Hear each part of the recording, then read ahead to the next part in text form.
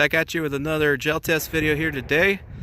Today we're going to test these 45 ACP by Ammo Incorporated. They're calling this their Blackline defense geared cartridges. Hollow point there, as you can see. I believe these are, well, let's just check. Yep, 230 grain hollow point. There's some stuff they're wanting to tell you about it there. I will find advertised velocity and whatnot. I was going to say if it's not on the box, but there you go. So they're saying 895 feet per second. Not a whole lot of videos out about these. I'm going to get them in the other calibers as well. But I have just these four to test here today in 45. Now lately I've been doing both these Knox Ballistics gel blocks and also my clear ballistic gel blocks. Pretty upset with myself. I forgot the clear blocks today, but I don't want to waste a trip, so we're going to go ahead and test them in this Knox. So it's 10% Knox Ballistics gelatin. We are BB calibrated today. I'm going to set that down before it falls over. Sorry about the wind noise. If you pick up on any of that, it's pretty windy out here today. So ignore this. This is when the gel was still warm. And once proper temperature, we're coming in here. We're actually coming in a little short at 2.75. It's supposed to be 295 to 375. But that's not that big a deal. Basically all that means is instead of this being 10%, we're coming in at like 11 or 12%. So it's just a little stronger than normal. So it's going to be a negligible amount of difference on the penetration there. It's just coming in slightly lighter on the penetration than it would if it was 10%. Well, I guess that depends on, you know, bullet design and how it works and everything. But anyways, it's going to work pretty much the same. It's just coming in slightly stiffer than what it should, but nowhere near 15-20%, anything like that. So this is a fresh batch. When I remelt after this, we'll just add a little more water, get our penetration up a little bit back in the spec. But like I said, instead of it being 10%, it's like 11%. No big deal. So that's my Ruger SR 1911, full 5-inch barrel. Got the chrono set up here. Gonna try to get some velocity reads for you. And with that, let's get started. Also, if you noticed, we got some trails back here. I just wrapped up a 22 WRF video, so just ignore these. This is gonna show us what it's gonna do, and then this is just our catch block. So a lot of my previous tests, I'm gonna start incorporating this from now on. Everyone's complaining about the 4 layers of denim. When the round wouldn't perform, they said, that's stupid, who wears 4 layers of denim? Well, I got news for you guys. My winter coat is thicker than this. But anyways, I'm going to start incorporating, we'll do a t-shirt layer first, followed by the 4 layers of denim. 4 layers of denim, again, obviously if you're shooting a bad guy in the summer, he's not going to be wearing anything that thick. He'll be wearing a t-shirt, so we'll go ahead and do that. But, you know, if you do have to defend yourself in a northern state or Canada or anything like that, where it's actually really cold and you're wearing really thick winter clothes, this is a good representation of that.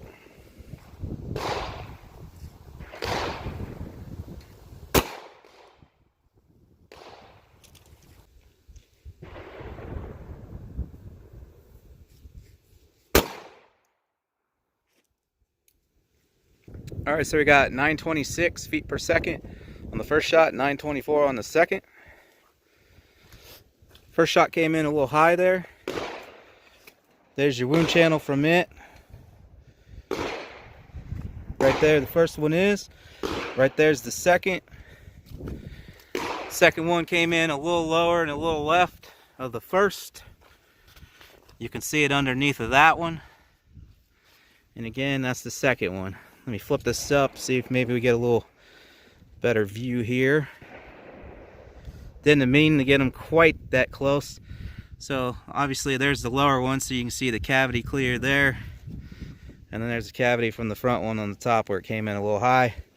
Might be why we got a little extra penetration, not sure. Generally it doesn't matter. Nothing opened up here, it was all contained. So that bullet was in the gel the entire time. It shouldn't make that much of a difference. It's only about an inch and a half further anyways. Now I am a little concerned with the denim. If these don't expand or don't expand as much, we're probably going to lose them out the back.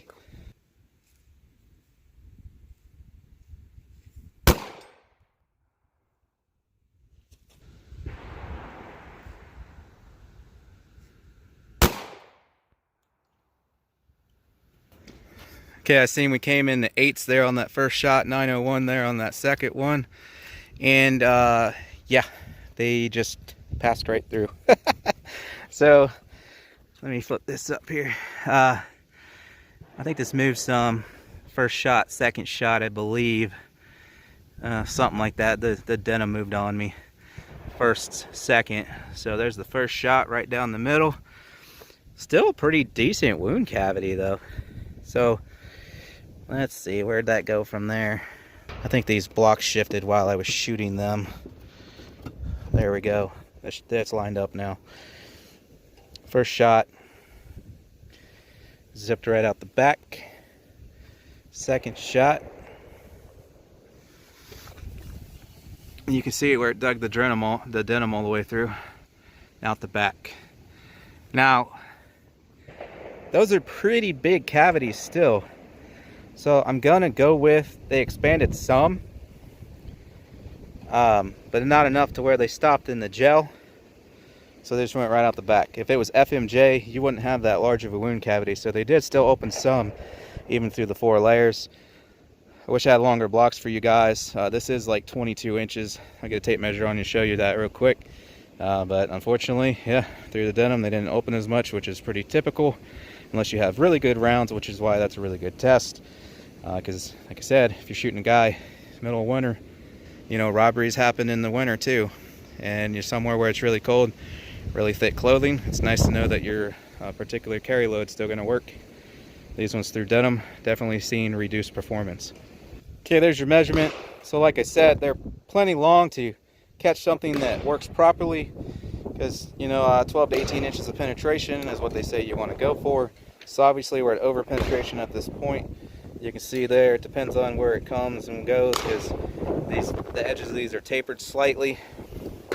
So you got 23 inches right there, or if you come down here, about 23.5 inches of penetration. So these came in, this guy, the tip sitting right at about 17.5, and then you got 19 on this one. So if you want a round that penetrates real far, these are pretty good for that. Some people like the 17, 18 inches of penetration there, and those certainly do that, at least through a t-shirt. Thick clothing though, you're probably getting over penetration. These wound cavities from these are pretty nice though, regardless. Like I said, these are pretty big for not performing as designed. So they must have opened some, just not as much as these ones.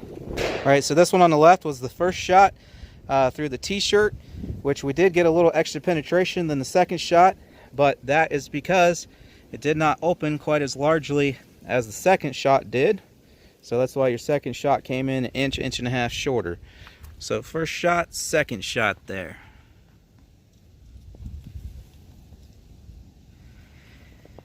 And kicking myself in the butt again, because I finally did acquire a micrometer and even a scale to measure retained weight and all that. And of course I forgot it. But once I get used to actually using that stuff, I'm sure I won't leave home without it. Alright, so then with that being said, here's some rudimentary measurements for these. So your first one, that was a little more narrow. Man, it's hard to do with a camera like that. It's funny because this one looks smaller, but it's measuring out almost the same at 5/8 of an inch there. And this one, oh yeah, I guess it's coming in a little over. Really wish I remembered my caliper there.